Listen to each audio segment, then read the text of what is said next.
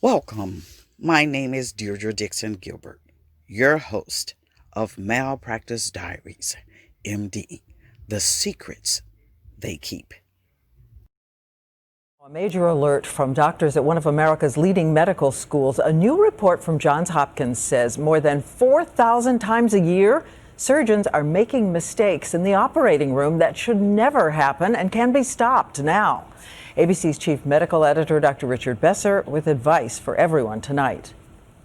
A surgical clamp left inside an abdomen, a scissor blade left near a pelvis, even this one, an 18-inch retractor left behind. And surgical mistakes like the one that happened to Lonnie Sowell. They operated on the wrong knee. I was helpless. It happens a lot more than you might think. What we found is that about 40 times per week in the U.S., patients have a sponge or a towel left. 20 times a week, we operate on the wrong side of the body or the wrong part of the body, and 20 times we do the wrong operation.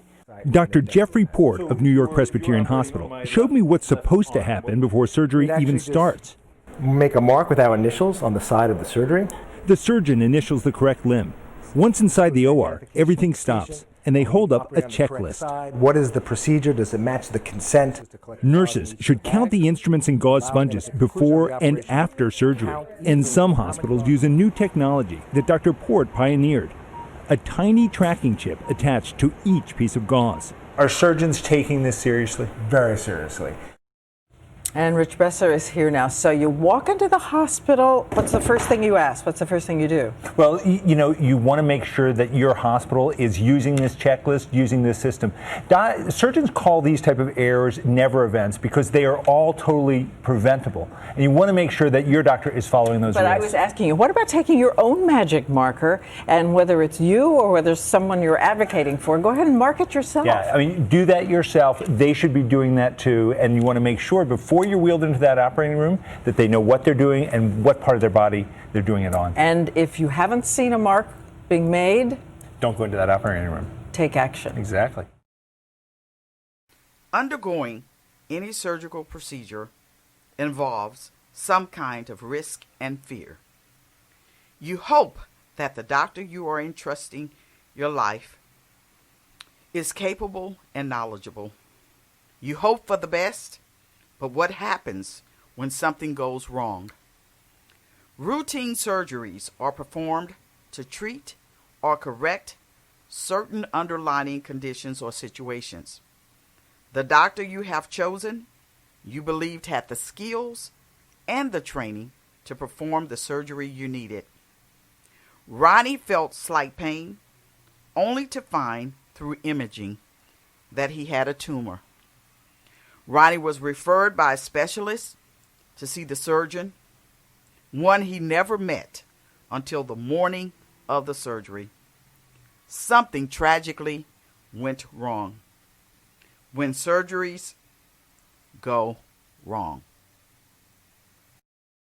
Medical malpractice is the third leading cause of death in America, but is a well-kept secret. The truth has been hidden for decades, and the medical community would have you believe that there are nothing but frivolous lawsuits destroying their world. There is no such thing as a frivolous lawsuit, but that's the fabricated story being told. 1.5 million people die from medical malpractice a year, and that's a secret. Thousands of medical malpractice suits hidden in a database, botched surgeries, wrong site surgeries, instruments left in bodies, drug and alcohol issues, falsified medical records are all kept secret. Tort reform is what is called, but it has been the secret ingredient to no accountability. Malpractice Diaries, MD, we tell the secrets they keep. No more silence. www.nmmaa.org. Sponsored by the National Medical Malpractice Advocacy Association. Let's welcome Glennis Phillips and her husband, Ronnie.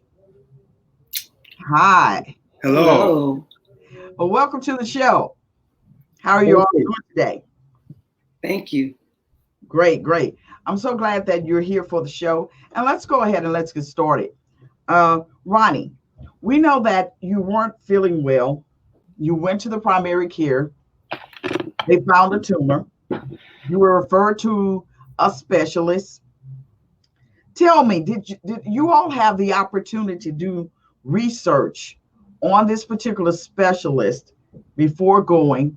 And if you didn't have the opportunity to research, can you tell me why? Actually did not have the opportunity to research him. And the reason why was because my primary care doctor, I'm thinking that I'm getting referral from him. So he has reached out to the best person that was available. Okay. Can you talk about that a little bit more, Glennis? Sure.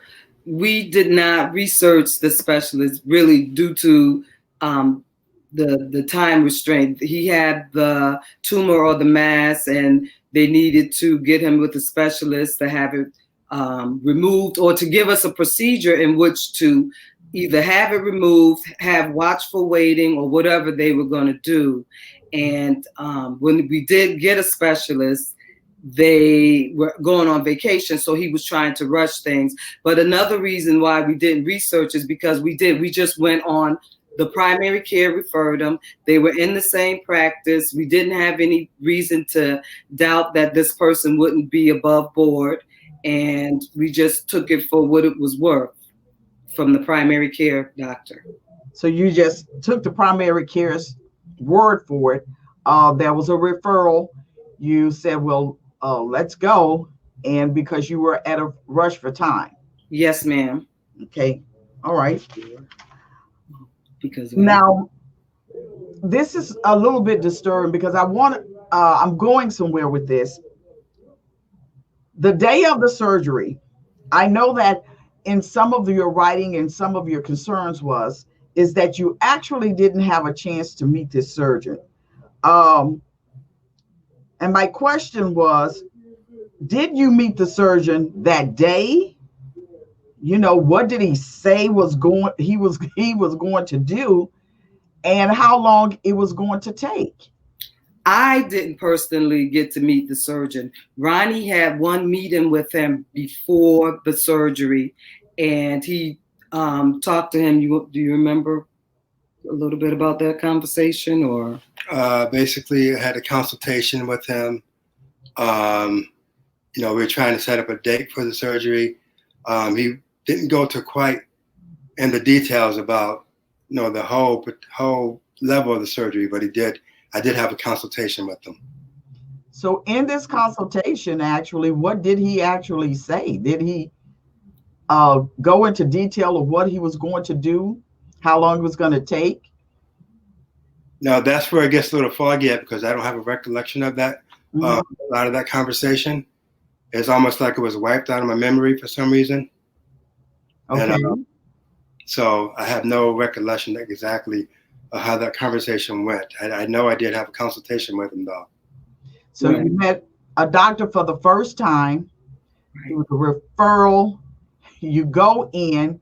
You're not real sure how long it took doing this particular consultation, because you said you don't remember.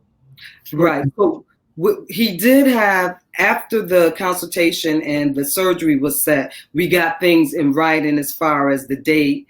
The surgery was going to take approximately 2 hours. He would be in the hospital for 3 to 4 nights, over 3 to 4 nights, depending on how well the surgery went. And he would be out of work for 6 weeks. That's what we knew for sure. Okay. So you knew for sure that. Correct. And that was pretty much all you knew. Correct. That. So on the day of the surgery, when you went in, did you get to see him? Did you see him? But I did. But did you see him before your surgery? He had to, because you had to sign the consent. Yeah, I signed the consent, but I don't even remember seeing him that morning. Okay. I remember seeing the nurses prepping me. I remember talking to the anesthesiologist. I recall her asking me to start from 10 and count down to 1, and I got to 8, and then after that, that was it. That was all you could remember. Right. Don't recall physically seeing his face that morning. Mm-hmm. And so Because normally, you know, you usually have someone or the doctor comes in and says something to you prior to the surgery. But again, you usually know who you're looking for. I'm assuming, you know, you say you go and you see someone for one time, and then I mean, half of the time we kind of forget what they look like if we've not real familiar with them. Right, And right. right. And And so I had not met him still at that point. The plan was for me to drop my daughter at school, get back to the hospital before they started surgery, and then I was going to meet the surgeon. But when I got back, they had already reeled Ronnie in, and the nurses and the team said, "Oh, it's okay. We understand you haven't met him, but it's fine. He already took Ronnie into surgery." So I had no choice but to wait until the surgery was done to meet him. oh wow. Wow. Okay, let's go to a commercial break. We'll be right back. In 2020, insurance companies and business lobbyists got the Louisiana legislature to take away your rights. Calling it tort reform, they said it will save you money on insurance costs, when in actuality they're just lining their own pockets. The hospital industry claims healthcare costs are rising due to lawsuits and trial lawyers, even though damage caps on awards for their negligence have been capped since 1975. Meanwhile, hospital charges are so inflated that insurance companies, Medicare and Medicaid routinely cut their bills. Trial lawyers fight for you, the people, and your rights. They hold businesses and insurance companies responsible for injuries and deaths caused by their negligence. That's why trial lawyers oppose tort reform, and you should too. Tort reform, taking away your rights. Good for business, bad for you. Brought to you by the National Medical Malpractice Advocacy Association. Thanks. Okay, so we're back, Gladys and Ronnie. So here's another question for you. Several hours has passed. You're checking into the nurse's station because I know you said you're dropping off your daughter. I'm going to come back. I'm going to be able to see this doctor, get a few more questions before my husband is wheeled in. You say you check into the nurse's station and they tell you that the doctor wants to meet with you. You're back at the hospital now. Yes. Your husband is already back there. You don't know what's going on. They said everything is okay. Everything will be fine. You're sitting there for several hours now. The doctor wants to meet you. First of all, what's going through your mind? And then what did this doctor have to say to you? I mean, what did he have to say? Okay, so they said that the doctor needed to see me in the consultation room. My mom also was there with me. So we wait in the consultation room. It seems like forever. It probably was 45 minutes to an hour before anybody ever showed up. The surgeon walks in. He drops down in a chair. He looks at me. He is beside himself. He's not crying, but he's nervous and he's sweaty and he's real white and pale like a sheet. And he goes, Mrs. Phillips, I know we've never met, but your husband is a very, very sick man. And I go, are you sure you're in the right consultation room? My husband just came in to get a tumor removed. And he goes, no, I'm the doctor. I'm not going to reveal his name. He said, and your husband is very sick. He has lost a massive amount of blood. He's not going to make it past 45 minutes. He is bleeding out profusely. We cannot stop it. I need you to get all your family and friends that you can to come in so that they could say their goodbyes. And that's it? That's it in a nutshell. He said he was going to go back in and he was going to check. He would be back in the room. You know, he just wanted to, I guess, meet with me and give me that update. But my mom, who is a nurse, asked him what happened. So he was trying to explain vaguely as he could. But he did mention that when he removed the tumor, there was a little piece of tissue left and he went to pull it. And when he pulled it off, the bleeding started like crazy, like a faucet. And my mom asked him, why did you pull it? Why did you do that? And he just goes like that. So wasn't a good scene right then. Yeah. I've been exactly in your place. Okay. So I know exactly what you mean. Bring you in a room and, pretty much that's it. Right. We just got to pray and walk off without any type of explanation of anything right now. So I know that you're traumatized at this point, and I'm shaking my head because I know that this goes on too often. You go in and I'm looking at your husband now, and I know, as you said, your husband was very healthy, and you drop him off and he's okay, and then a doctor comes in and tells you, prepare, because your husband is not going to be living past 45 minutes. And I can just imagine the devastation that is going through your mind and in your family, and you're frantic and what is actually happening. Nobody's answering any questions. So I want to go to this question here. I know out of this trauma, you all founded an entity called Medical Moments 917. Can you please explain what that is? Yes, it's Medical Moments 917 is an online support group for persons that have gone through any kind of medical trauma, medical errors. Maybe their family has gone through, maybe friends have gone through, or maybe they have not been through anything and they just want to support us in our quest to tell our story, because like you said earlier, it happens far too many times where things go wrong in a medical setting and you never, ever find out really what happened.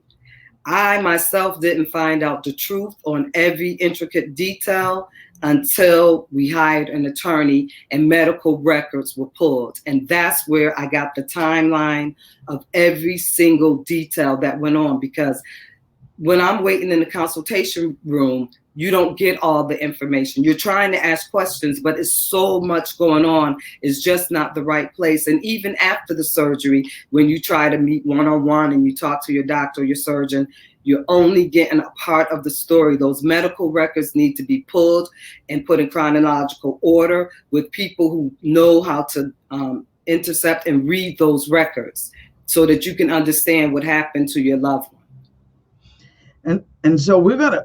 So what was the 917? Was there a specific reason for the 917? Yes, the date of the surgery was September 17th. Wow. So that's what I was wondering. So it was the date of the surgery. Okay, September the 17th, and so that actually just passed. Yes, 8 years. 8 years for that. And so now we're gonna really get into the story here. Ronnie was healthy. You said you didn't have any prior issues, and you end up in the ICU fighting for your life. Tell me what happened here. What took you all to have to hire an attorney? And because you're in this room, this doctor tells you something, but you really don't know exactly what has happened. Exactly. Until, I'm assuming, you go into the room and you see your husband laying there. But were you able to go into the ICU or, tell us what happened? Yes, I was able to go into the ICU. They had to bring in a bunch of specialists, and they had to pack his abdomen wherever the bleeding was coming from. And they were able to transport him to the ICU so that family and friends could go and say their final goodbyes. The doctor was, to me, he kept apologizing, and something just didn't seem right to me. From the very beginning, I did ask him, has he done surgeries like this before? And he says, oh, he didn't tell me how many, but he said, oh, Yes, I have. But something just did not seem right to me. But Ronnie was in the ICU fighting for his life for about 15 days out of the 45 days that he stayed in the hospital. He had kidney failure, so he was on dialysis. His liver was failing, he was jaundiced, and he had other infections that were going on in his body. The circulation to both of his lower extremities was cut off, so they had to do fasciotomies on both of his legs. And on his left leg, the fasciotomy worked, so it was able to supply blood supply back down to his foot. But on the right leg, it didn't happen that way. So he had to be amputated first below the knee, and that still did not generate any circulation. And then they had to do another surgery above the knee. So right now he is a right leg above the knee amputee for a surgery that went bad. And so you go in for a tumor in the abdomen and you end up as an amputee. Yes. And the doctor, did he explain any of this at the time, that, that he had made a serious mistake? Did he hide it, or did you all ever see him again, pretty much? Or, was the last time the first time you saw him was never, and you never saw him again? Unfortunately, he was still in the care because he was the surgeon who did the surgery. So he still was there doing things, but the vascular team is the ones who came in, who saved my husband's life. So I had a lot of dealing with them. They're the ones who packed him to stop the bleeding. They're the ones who end up doing the amputation. But the surgeon from the beginning, yes, he was still there. He never really said that he was sorry. He never said that he made a mistake. No, I apologize. He did continually say that he was sorry, but he never admitted guilt. He never admitted that he made a mistake. But I just knew in my heart that something was wrong. So that's why I secured an attorney. Right. So is he still practicing? Yes. Same hospital? Here's the catch. I don't know if they do this in all states, but in Massachusetts, the hospital was Bay State Medical, which is one of our largest hospitals in the Springfield area. They have doctors that come in, what do they call it? That can do. Yeah, so he had privileges to do surgeries in the operating room. So he did have privileges at the hospital.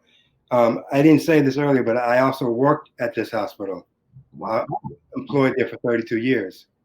So, so that's what he had, privileges to do surgeries on that campus.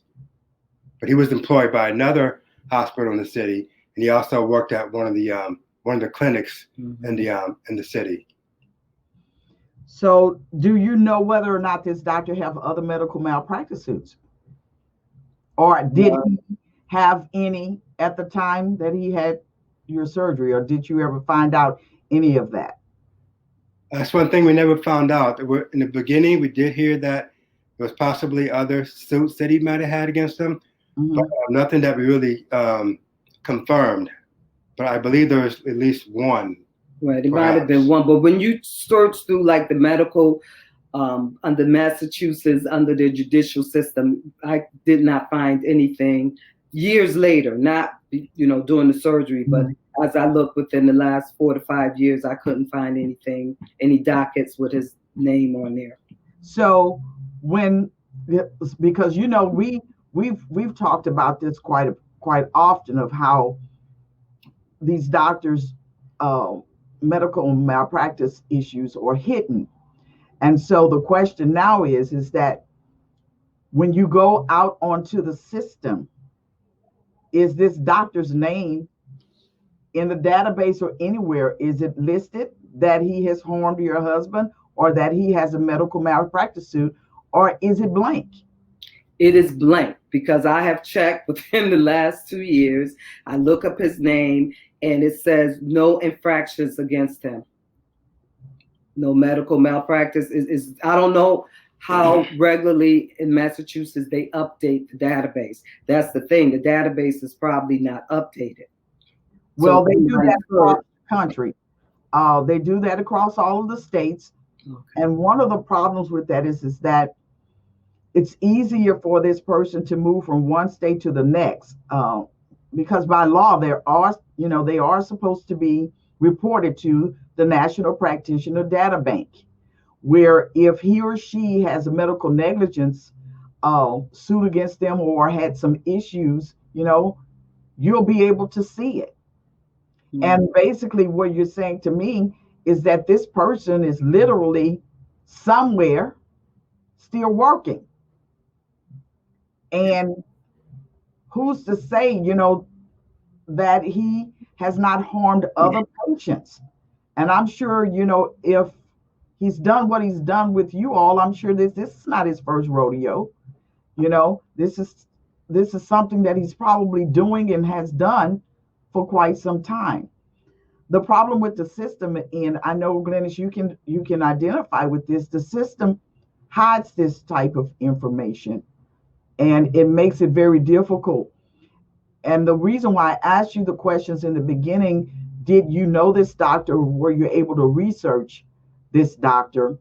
This is one of the reasons why I asked that question, because that's what happened, especially in an emergency situation.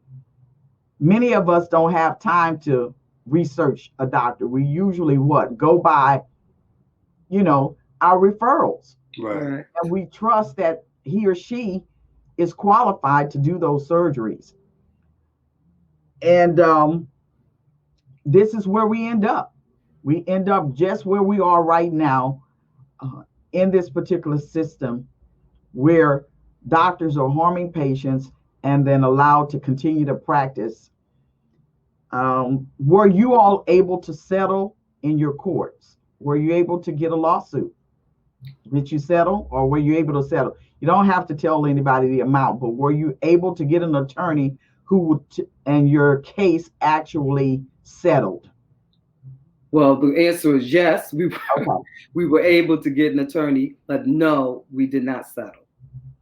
So we did not reach nothing. Nothing.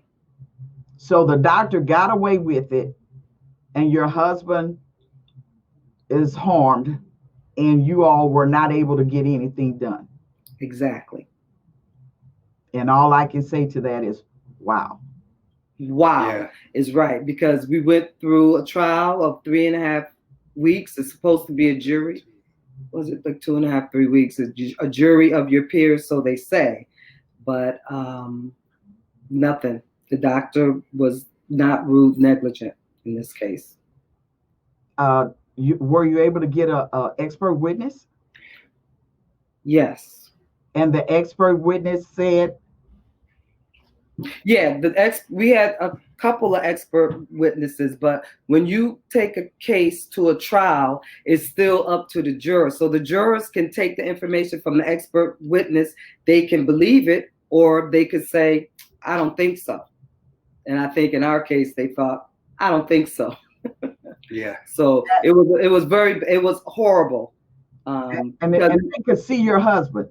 Right. It took a long time for it to go to trial, number one, and then you have to sit through trial, and then you get these people on the other end who thinks that doctors are gods and doctors can do no wrong no matter what the situation. They're not even listening to any of the evidence. They already have their minds made up that doctors can do no wrong.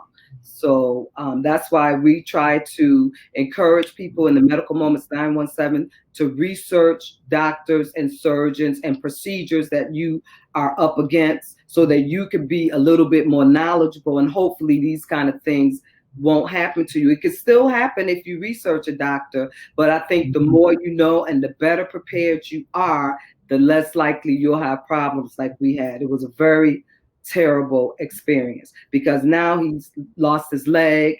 He can't do the same line of work. He has to take blood thinners, all of these things he has to do because of that one botched surgery.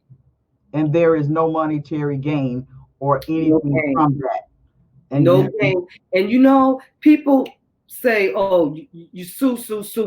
True, you do hope to get a monetary gain, but more than that, I just wanted the doctor to be wronged. I wanted the jury of the peers to say, "You messed up. You made a big mistake. This surgery was totally above your level expertise." That's what I really wanted. The money, yeah, that would have been great too, but I wanted more transparency, more accountability. And I think that that's what we all want. Right. You know, when because I don't think everybody just out to have you know, sue. You know, everybody's out for litigation. However, in the field of what we're dealing with in medical malpractice, the only way that you can get a doctor off the street per se is just like anybody else, hit their pockets. Right. You know, you got to hit their pockets. You got to hit them where it hurts. However, if they are protected and, you know, you're going to court, you can see the evidence that you have been harmed. It's, you know, that's a no-brainer. It's not like something that you can say that that's not true. The evidence is there because your husband is sitting there, right, you know, where they can see that he was harmed. But we are looking at a judicial system that is just not right, you know, and I am not sure whether or not it's based on, you know, the color of the skin, you know, what type of insurance you have, but all of that sometimes come into play. And I know that in medical malpractice, most of the time, mostly African Americans per se, never have their day in court.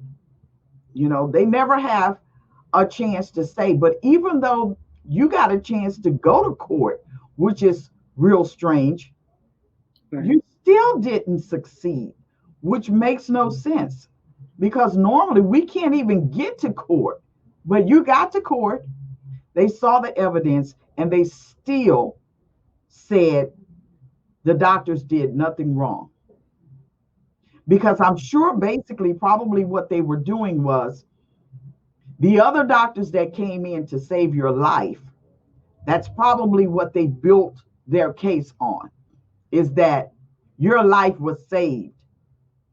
You know, yes, the other doctor made a mistake because when I listen to your case, I'm listening to my case, you know, with my daughter. That's the same exact scenario, is that the other doctor was supposedly coming in to save the life. So therefore, the first doctor who made the mistake really didn't do anything wrong.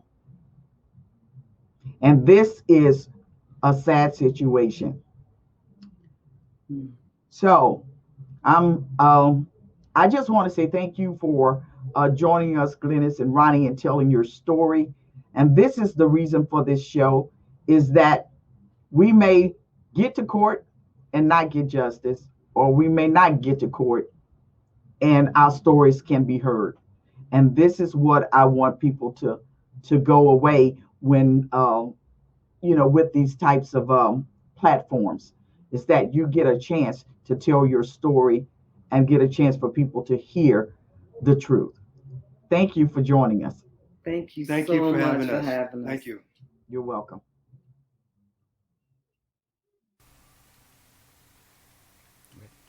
Thousands of mistakes in surgery happen every year. There are more than 4,000 preventable mistakes made in surgery that could be prevented. The question may rise, is this true? Are we dealing with physicians who have no idea what they are doing? Are these mistakes, or is this pure negligence?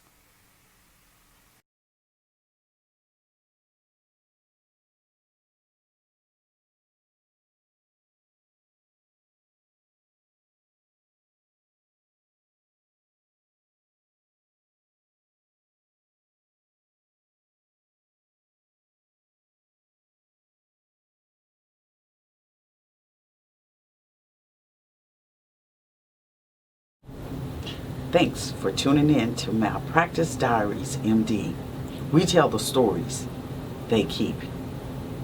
Please make sure that you tune in next week, same time, same station, same Facebook page, and subscribe to our YouTube channel.